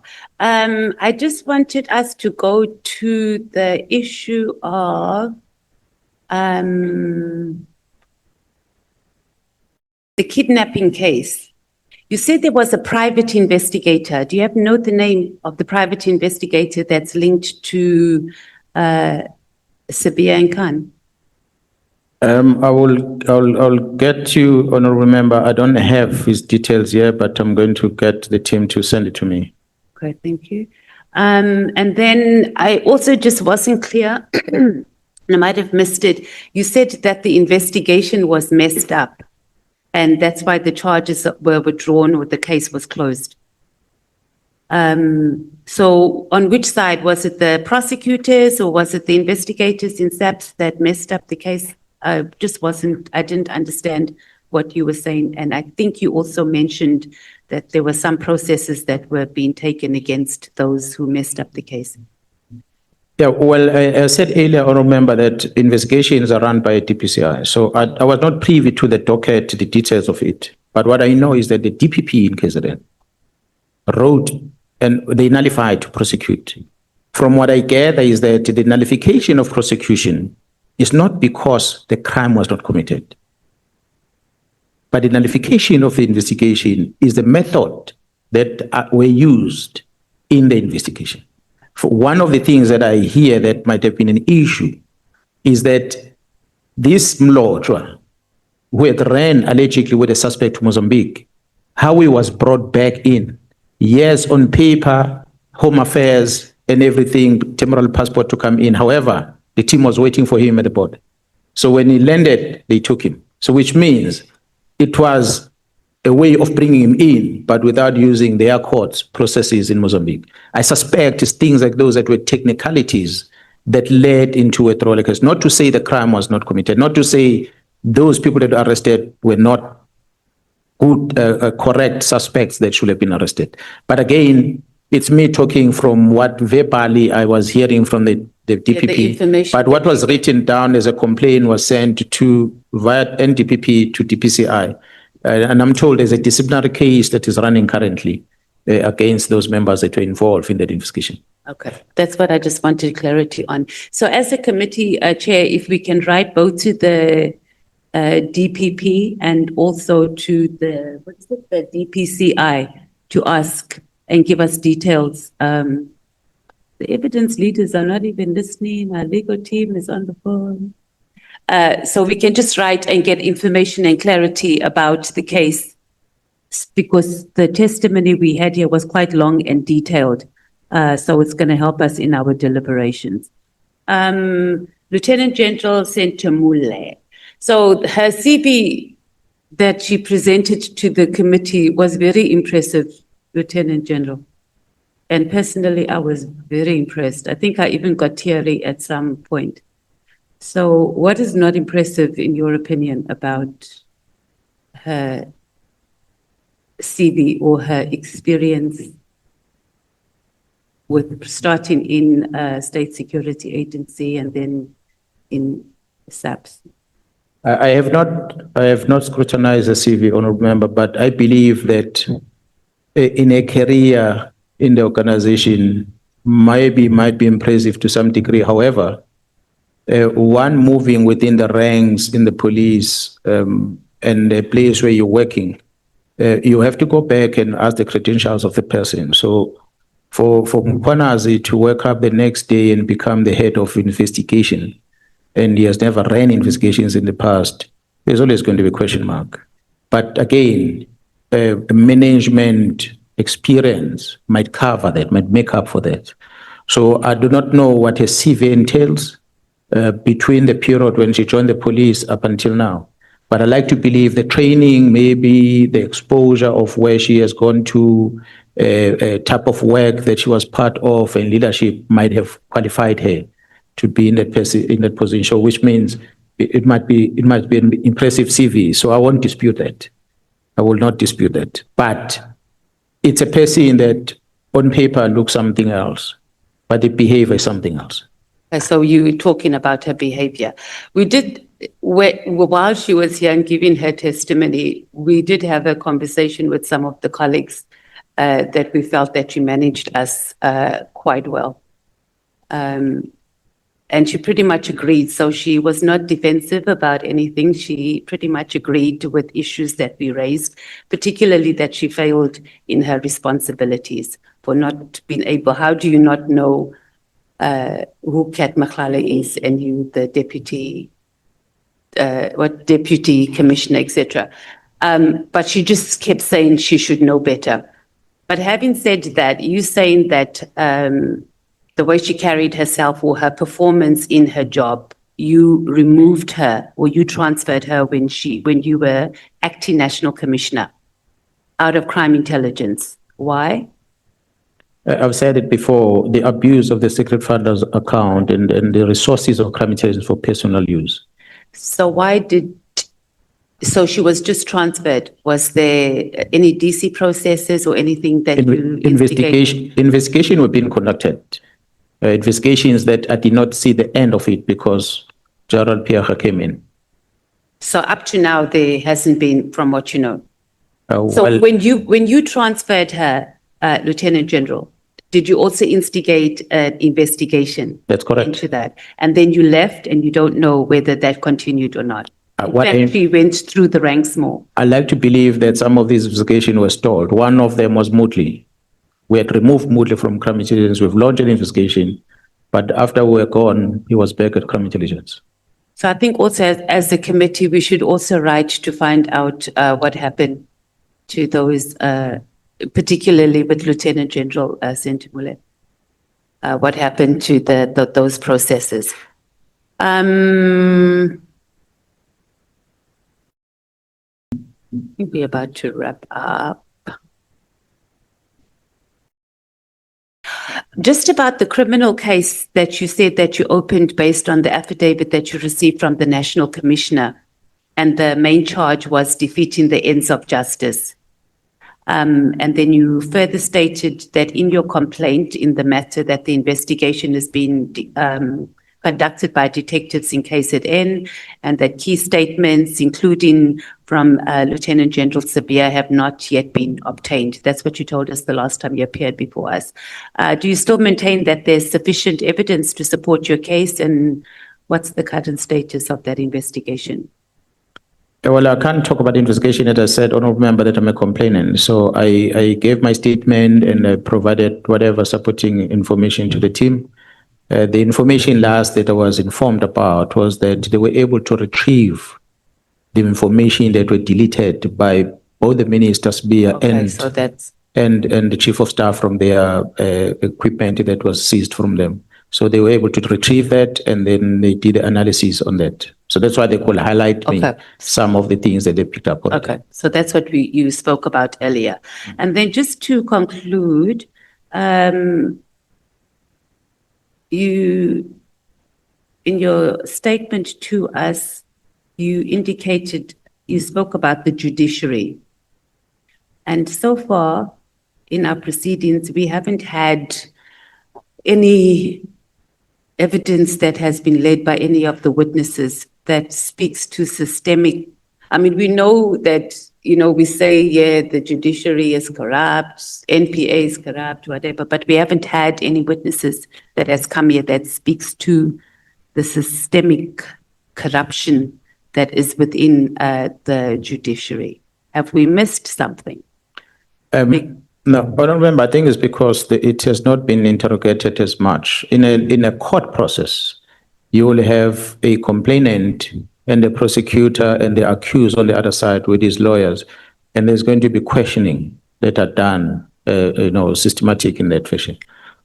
There are questions that I would have wanted to ask that might uncover things, but I'm not in a position to do that, and I don't have a representative in terms of prosecutor to be able to do that. That's why I couldn't probe some of those things. But for your information, honorable members, some of the things that are happening in our country, which I know of a person involved in drugs, a person who's working with us and giving us information, is that one individual is arrested for a crime, is released, is arrested, is convicted, and he makes an appeal and is released on bail pending the appeal, and is told by the prosecution that if you have X amount of money, you can pay for the magistrate to completely remove this case. Otherwise, if you don't have money, stay out of trouble.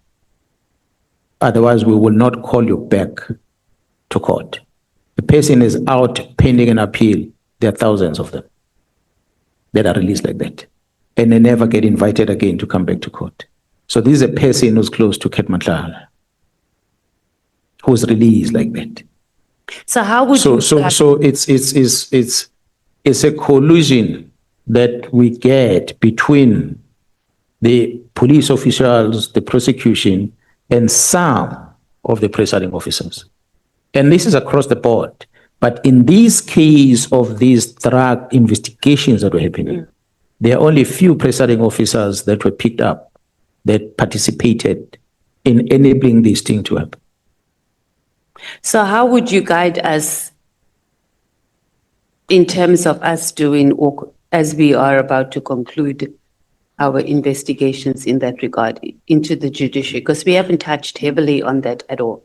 I will say maybe we need to sit down with the Chief Justice or the judges themselves. And I'm glad we have judges like Nhlanhla that is no longer part of that system, who's outside, who's busy with these things. You must sit down with them and be able to come up with Judge Zondo, who was probing some of these things. Sit down with them and be able to see how can we then be able to protect the citizen from the involvement of these presiding officers.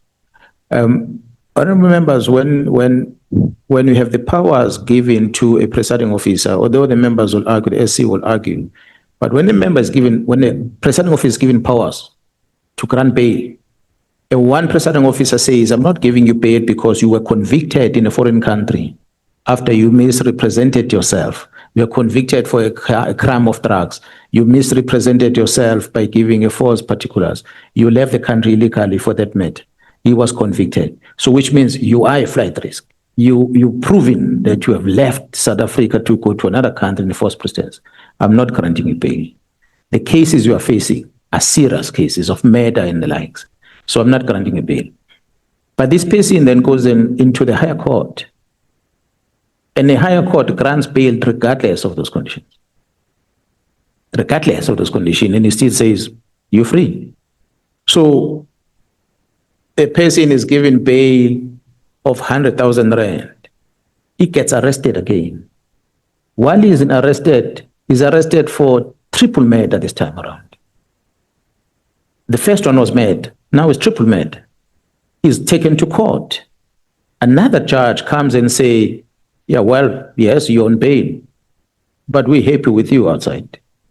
Let's make it look like it's a serious bail. Then they add 400,000 rand. This person is on 500,000 rand bail for murder of 5 people. How many must he kill before the judicial realize that he deserves to be behind bars? There are people that are rotting in prison that have not killed anyone. They were arrested for an assault, a theft, but they are denied bail and they're in prison. But there are a person who was murdered, accused of murdering 5 people and more, and drugs on top of that, but is out on bail. So you begin to wonder. So when you wonder, then you start probing more. That's why I'm talking about recordings that end up being made, that end up saying, okay, well, this is done in this fashion, this is done in that fashion. But for me, my position as a giving an advice is going to be difficult because I'm not in that space in interpreting the rights, the do's and the don'ts of the presiding officers. The judges that are now seized with these problems, perhaps are the ones that are in a better platform to come and talk to you. So they can be able to say, I was told that one of the presiding officers was someone to come to the Nhlanhla Commission. I hope he comes there. So perhaps we're going to begin to see things.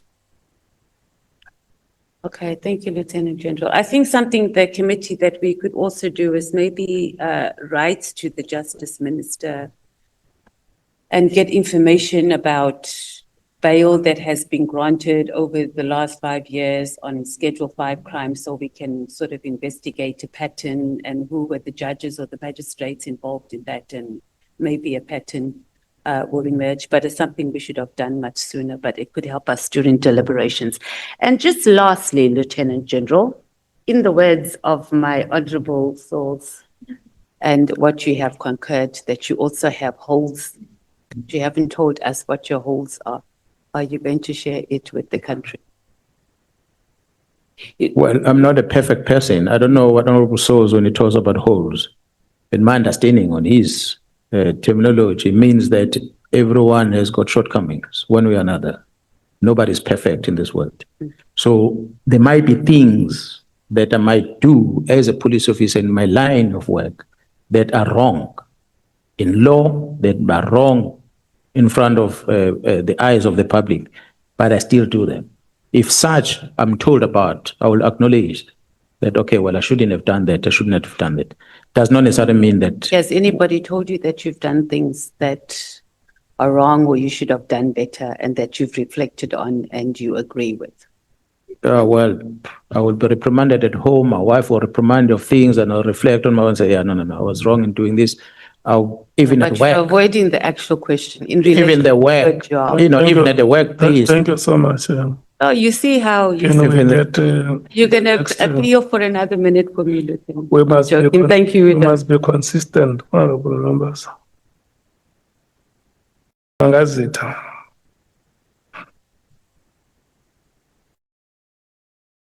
It's until 8 o'clock. Well, thank you, Honorable Chairperson. Good evening, Lieutenant General Gwal.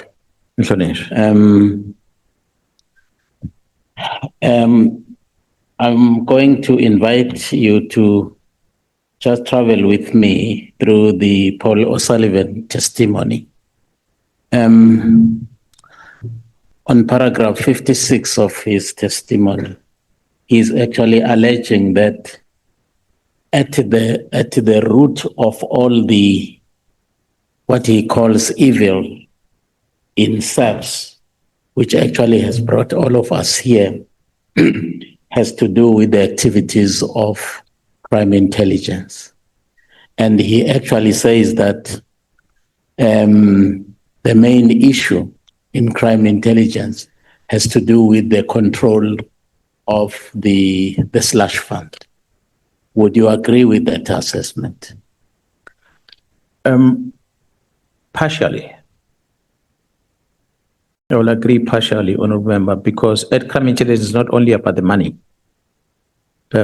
He is a beneficiary of the misuse of the vetting office of crime intelligence because they provided him with files.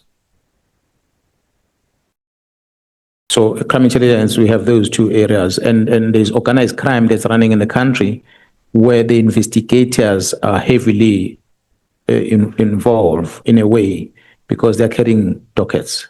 And what we see now with all these investigations happening in Gauteng, it is a result of an investigation that is happening.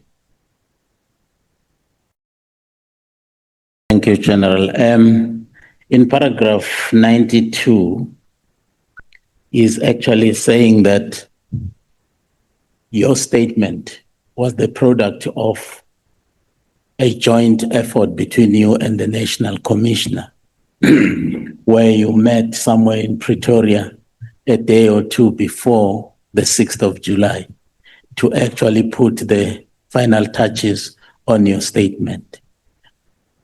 Did the National Commissioner have anything to do with your statement, which you actually presented to the nation on the 6th? Mr. Paul O'Sullivan will take the presentation that we made and be able to trace where it comes from. Mr. Paul O'Sullivan will have relationship with crime intelligence members that are going to tell him about the activities in the police. To the extent that he come and say, I was with the National Commissioner. He was not there. And surely the members that knows that we were together, how will they know? They're going to check our phones and say, okay, no, this man is with this one at this place. This document is produced at this date in this place. The person that I was with was General Khumalo and the members that are working with the investigation. That's a person that I was with. I had met with the National Commissioner a day before when he gave me his statement. So their mistake was that National Commissioner had met with Mkhwanazi, and the following day there was a report that was produced, which then was presented to the Republic. It's another sign of the access that Mr. Paul O'Sullivan has in the police for him to come and tell you where was a police general at any given time.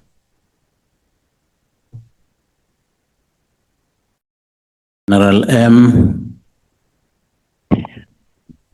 on paragraph 19 of the Honorable Adams' testimony, he is actually saying that the crime intelligence actually bought some property around, excuse me, Musgrave in KwaZulu-Natal.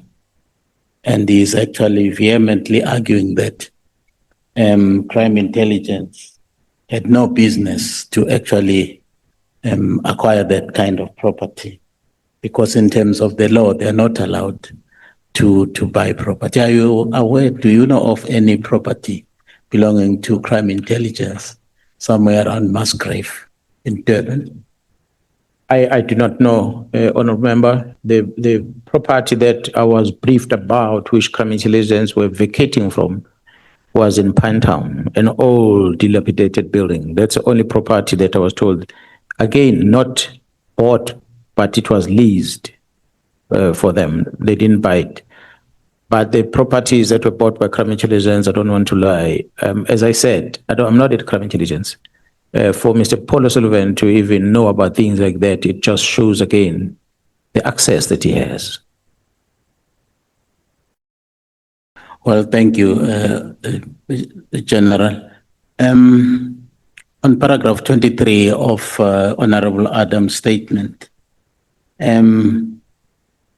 he talks about the arrest of Lieutenant General Khumalo and other high-ranking police officers. I'm not too sure who actually the complainant is and what their charges are. Would you share that with us? That is one controversial matter, Honourable Member, because Mr. Adams alleges that he received something underneath the door in his office. And he went to the police station to open a case. He says, Mr. Adams, he did not give the details of the case. In other words, there were no elements of crime on the case dockets when he reported it. So it should not have been registered in the first place.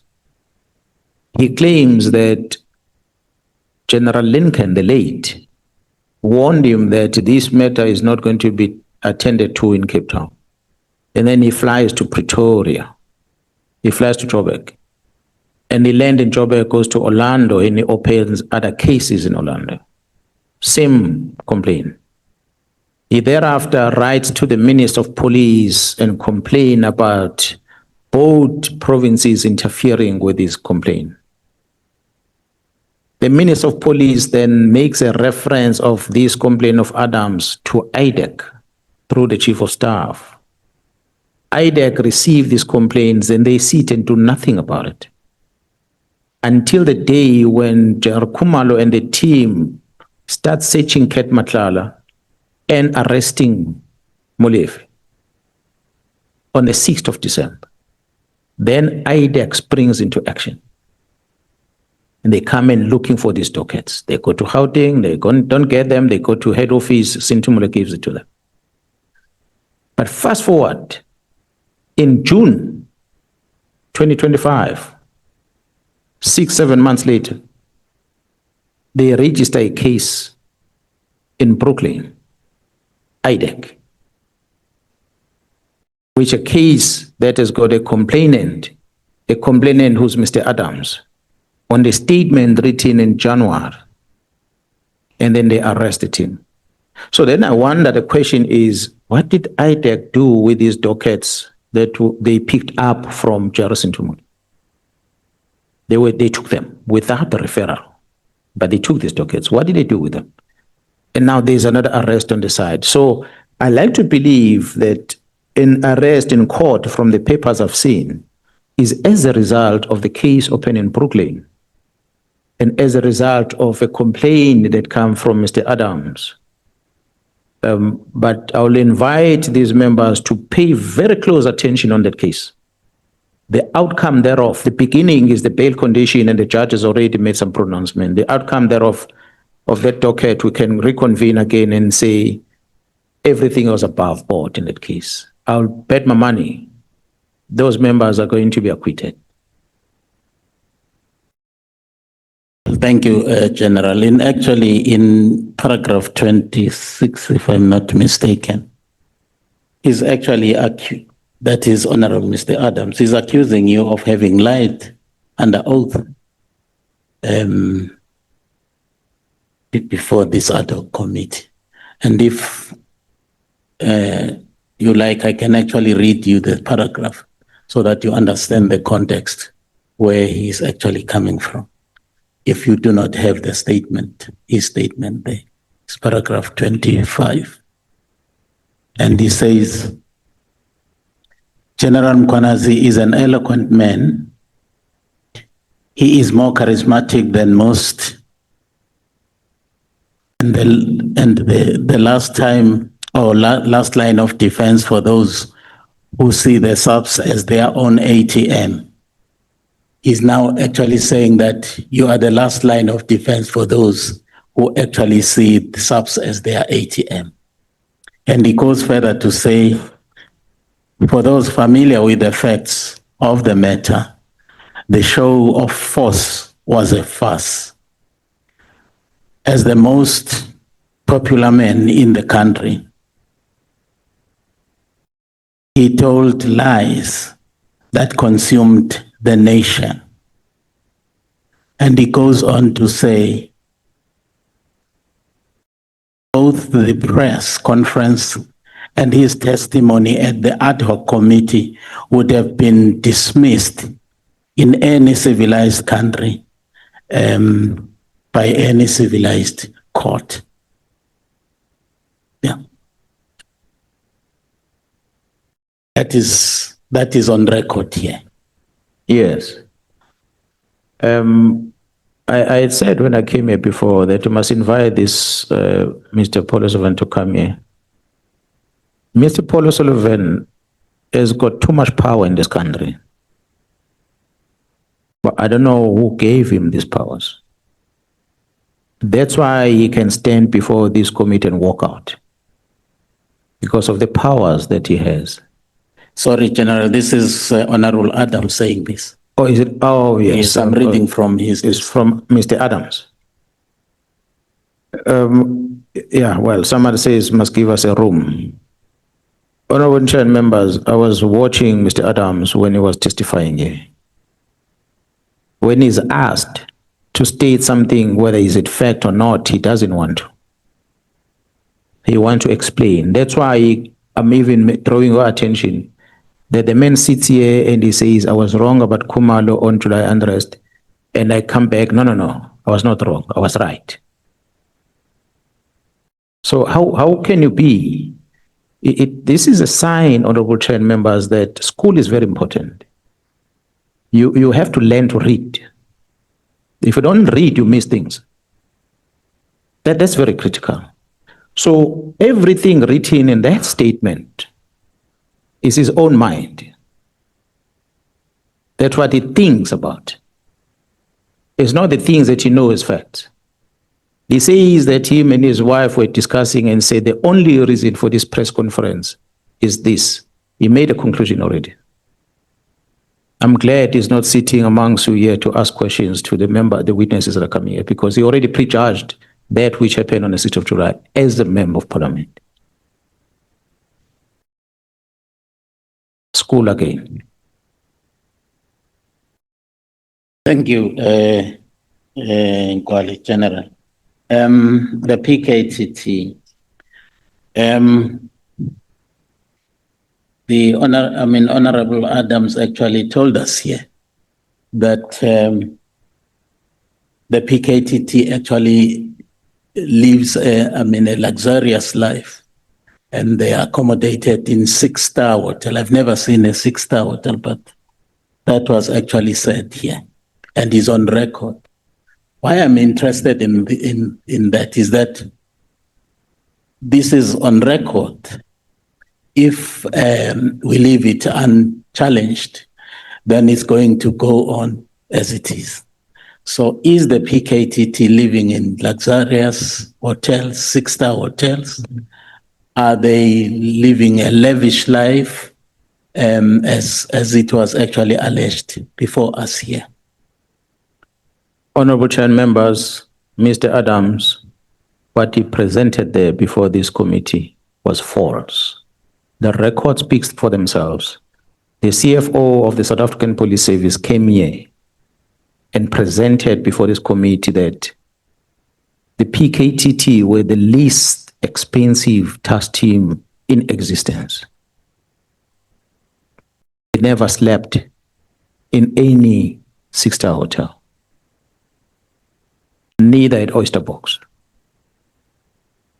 So it's a lie. The only way to justify that, it must come with proof, to say here is a proof where they slept. He does not have that because it does not exist.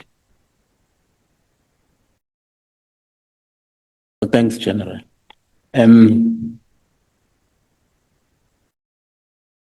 We had also some comments being made under oath that Lieutenant General Mkhwanazi, quote unquote, is a constitutional delinquent. Do you regard yourself as such?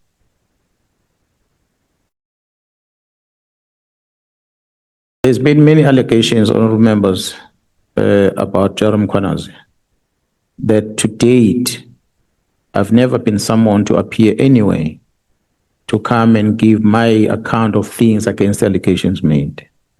So every other allegation that is presented before this committee, it remains allegations that I can say here that I don't know about it and I'm not involved in any of those allegations. Thank you, Lieutenant General. When last did you hear from Miss Mary DeHaas? I had never heard from Mary DeHaas for a long time. I'm not sure if she's still around, but I've never heard of her. The PKTT, is it still operational? If so, what is the reporting line now? Do they still report to ultimately to the IMC, as it was the case before? If so, is the IMC still meeting? Because we had, through some other, testimonies that IMC last met, I think in 2023, if I'm not mistaken. I'm glad if it's true what the honorable member said earlier, that the boss of the minister dispute the fact that the minister say that the IMC ceased to exist in the 6th administration, which means maybe the boss might need to reprimand his subordinate for that, because it is the subordinate that said it, who's the minister. The IMC has not met since the days that we presented to date, has not met. The PKT is operating. I've assigned the Deputy Provincial Commissioner Kupalo to oversee the work that they do, whilst Jara Kumalo at times still gets some information about the activities they do, but Jara Kupalo is overseeing what they do in KZN. There is a new PKTT that has been established. Some of the members from KZN has gone and joined the new PKTT. And this PKT has been established in Gauteng province. I do not know their command structures, but they are there in Gauteng operating. So we have 2 PKTTs now. Well, thanks, General. Well, because this is probably the last time you will be appearing before this committee, I would like to also make my own observation about the PKTT. Because, as you know, I come from Nongoma. Nongoma at some point was the capital of political matters for the longest of time. And in fact, the first councillor to be killed in South Africa was at Nongoma. And for that matter, he was the mayor, Mr. P.J. Scott. And there had been dozens of killings in Nongoma. But the advent of the PKTT, I would say, actually drastically minimized that. Over the last 2.5 years, we have not had any politically motivated killing in Nongoma. So I would like to ascribe that to the presence and the working of the PKTT.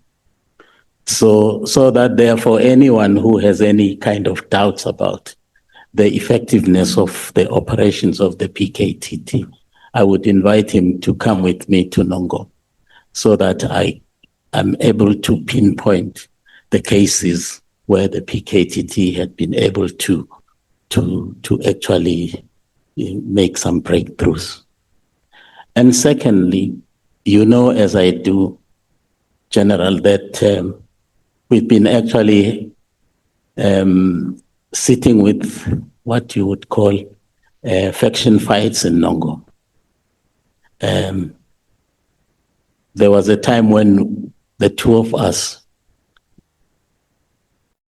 went to Kwamos, where more than 10 people had actually been killed in a period of 2 to 3 weeks. And since that day, when we addressed the community together, there's never been a killing or any other activity that actually, women were actually, sleeping in the field. The children were no longer going to school, but we put a stop to that. And the third problem which have become perennial in our area is taxi wars, as you know. Nongoma also is very notorious for taxi wars. And over the last 2.5 years of the activities of the PKTT in the area, we have not had any taxi war related killings. So again, I just want to say on behalf of the people of Nongoma, thank you so much to the PKTT. We are going to be approaching elections. And as I speak to you right now, today, there are 2 by-elections that are taking place in Nongoma. Different political parties, they are rubbing shoulders without any incident. So that is also the result of the presence of the PKTT. So I'd like to thank you for that. Thank you, Honorable Chairperson. Thank you, sir. Yeah, we are taking a break. We are coming back at 20 minutes past 8.